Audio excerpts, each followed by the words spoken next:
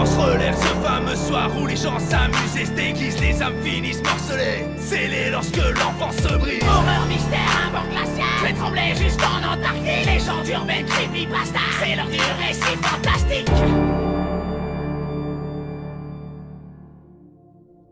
Nous sommes le 21 juillet 2044. J'étais devant mon ordinateur, les volets fermés, donc je n'ai pas vu tout de suite ce qu'il se passait. Je me suis levé de ma chaise pour aller me faire un café dans la cuisine, et j'ai remarqué qu'il faisait très sombre. Pourtant mon volet n'était pas fermé dans cette pièce. J'ai regardé l'heure, il était 13h. J'ai alors regardé par la fenêtre, et il faisait nuit. Je comprenais pas, pourtant il n'y avait pas d'éclipse prévue pour aujourd'hui. Je suis donc allé dehors, et j'ai vu tous mes voisins qui étaient dans la rue et qui regardaient le ciel. Personne ne comprenait rien. Les enfants s'amusaient à courir et à rire, mais les adultes avaient un air plutôt terrifié.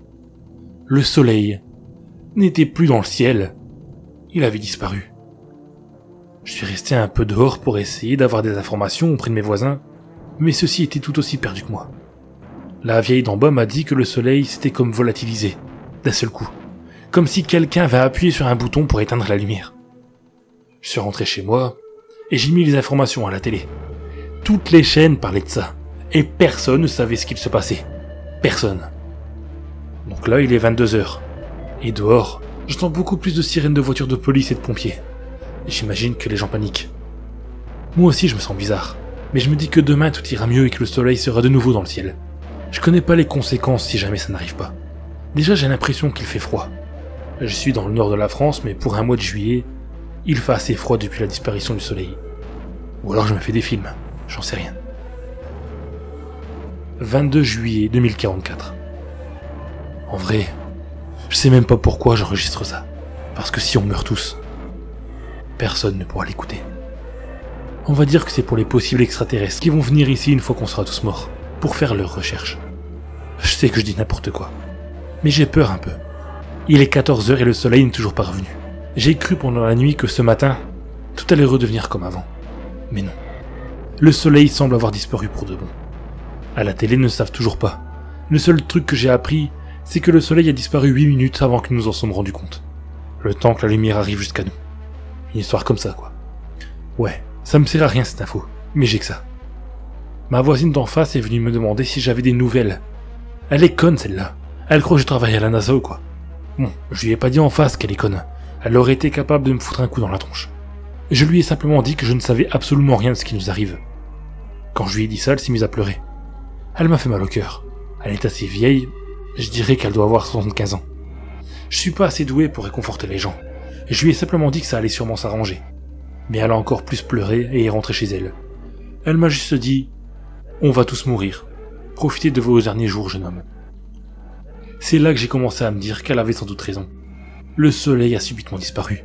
Et d'après les scientifiques invités sur les plateaux, le froid va s'installer très rapidement. Et nous n'y revivrons pas. D'autres disent que c'est des conneries, qu'on pourra survivre, notamment si on se rapproche des zones volcaniques ou qu'on va sous terre. En vrai, je ne sais pas quoi en penser. Et je m'en fous. De toute façon, pourquoi les croire? Ils n'ont pas été capables de voir l'extinction du soleil. Mais c'est vrai qu'il fait froid. 23 juillet 2044. C'est la panique dehors. Bon, déjà il a commencé à neiger. En plein juillet. Les gamins s'amusent à faire des bonhommes de neige sur le parking.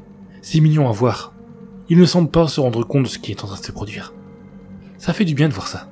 Parce que les adultes, eux, savent qu'ils n'en ont plus pour longtemps.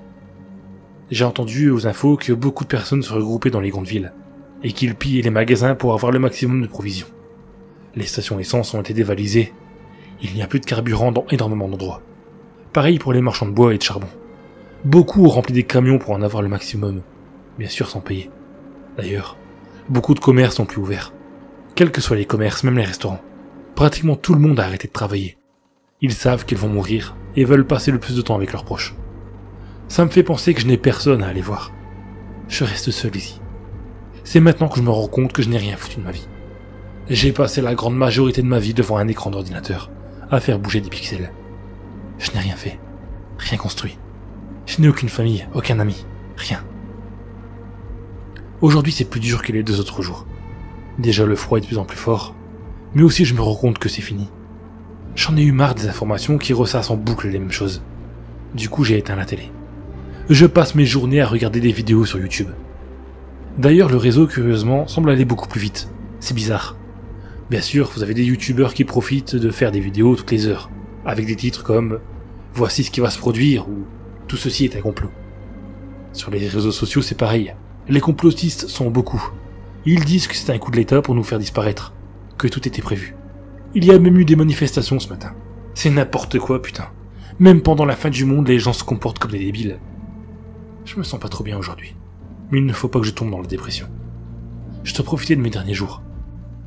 Sauf que je sais pas comment. On est le 25 juillet 2044 aujourd'hui. Je n'ai rien enregistré hier car je n'avais pas le cœur à le faire. J'ai voulu hier rendre visite à ma voisine d'en face, histoire qu'on passe un peu de temps en compagnie d'autres personnes.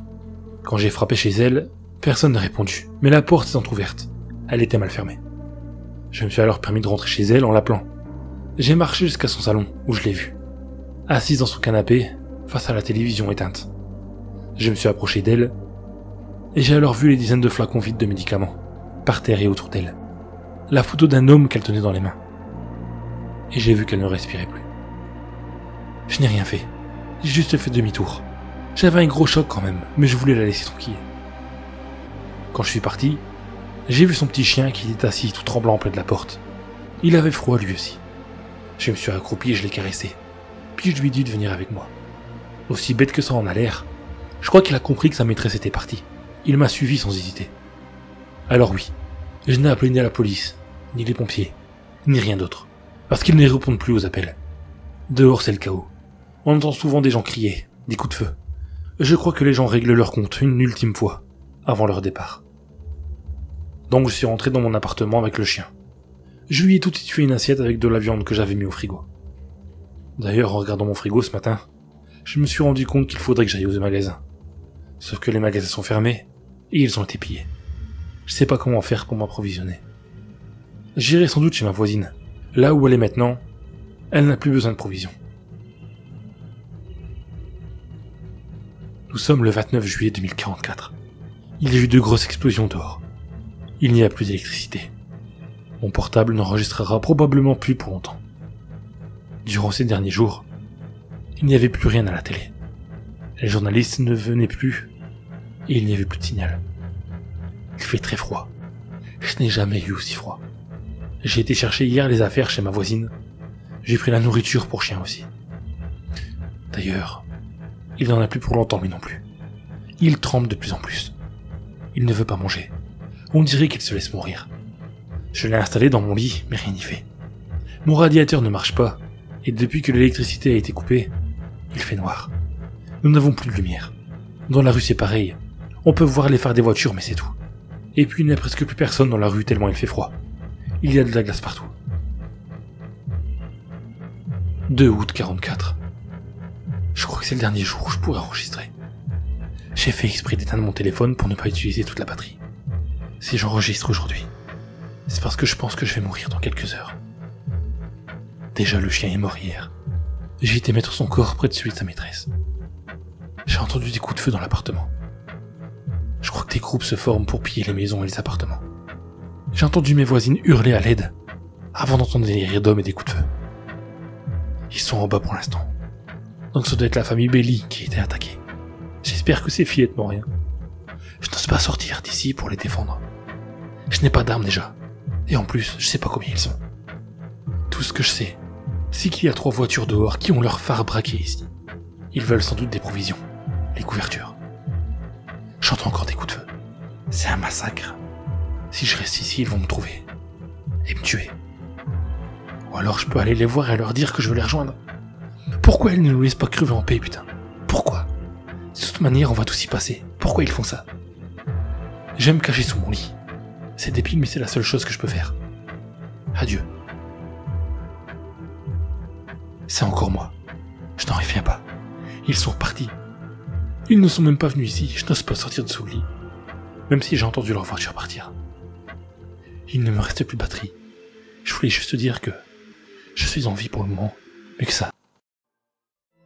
Les morts relèvent ce fameux soir où les gens s'amusent et se déguisent, les âmes finissent morcelées, scellées lorsque l'enfant se brise. Horreur, mystère, un vent glacial, je vais trembler juste jusqu'en Antarctique. Légende urbaine creepypasta, c'est l'heure du récit fantastique.